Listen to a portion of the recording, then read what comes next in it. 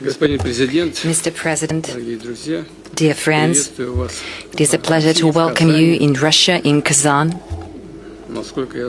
As far as I know, this is your first visit to Russia. This year, your country chairs in the ASEAN, and we are happy that during your chairmanship in the ASEAN, we will celebrate the 38th anniversary of our relationship with the association. The commemorative summit is a landmark in the development of the Russia-ASEAN strategic partnership. Together, tomorrow, we will co-chair plenary of the summit and present our deliverables to mass media. But first of all, I would like once again to congratulate you, distinguished Mr. President, and all the people of the Philippines on the Independence Day on the 12th of June. Symbolically, we in Russia also celebrate our national holiday, the Day of Russia, on the same date, the 12th of June. This is a happy coincidence. On top of that, this month, diplomatic relationship with the Philippines mark their 50th anniversary. And in this regard, we have just had a small talk with you, and we all remember the visit by your father, Ferdinand Marcos, to Moscow in 1976. Upon this visit, a joint communique on the establishment of interstate relations was adopted. It is noteworthy that then, amid the Cold War, it required the political will from the Philippine leadership. Such well-balanced and pragmatic approach to international affairs is, of course, of high demand today. Apparently, we are approaching the present threshold with an immense capital of mutual beneficial cooperation underpinned by good traditions of mutual respect and respect for legitimate interests of each other. Last year, bilateral trade exceeded $0.5 billion. Of course, this is far from the limit, and of course there is a good potential to enhance supplies of agriculture and energy resources. Effective mechanisms of applied cooperation are in place. This includes the joint Russia-Philippine Commission on Trade and Economic Cooperation. Today, we have a good opportunity, Mr. President, to evaluate the current state of the Russia-Philippine cooperation. Once again, welcome.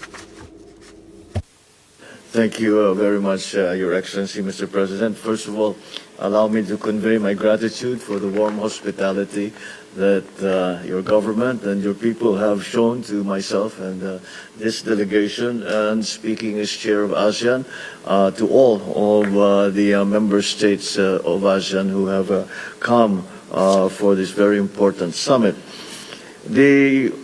It is, as you have mentioned, Mr. President, it is a particularly significant time for us to be meeting, as this is the 50 years celebration of Philippine-Russian ties. And we welcome the efforts of our respective embassies. Since last year, they have spearheaded initiatives that celebrated this milestone, and in particular, the photo exhibition that was held in Moscow, inaugurated and displayed in the Foreign Ministry in Moscow. We hope to continue our regular conduct of political consultations between our foreign ministries. They provide a very important opportunity to explore further ways of cooperation. And once again, speaking as chair of ASEAN, I personally extend my invitation to Your Excellency to attend the 21st East Asia Summit, which is scheduled to take place in Manila next November. The East Asia Summit remains an integral part in maintaining a regional architecture towards our shared goal of a stable, secure, and prosperous region. On the trade and investment relationship between our two countries, again, I would like to thank you for the hospitality and support that was extended to our delegation at the 4th meeting of the Joint Commission on Trade and Economic Cooperation, which was held in Moscow last September. We appreciate the forward-looking exchange and on the different structural issues that affect the trade and between our two countries. And as you have mentioned, Your Excellency, there are many potential areas that I think we should that's still open to explore. And I think that the present level of trade, although it is steady, I think that there is a great deal more that we can do. We note that during the JCTEC meeting held in Moscow, energy and food security emerged as a one of the mutual priorities of both our countries. And that is why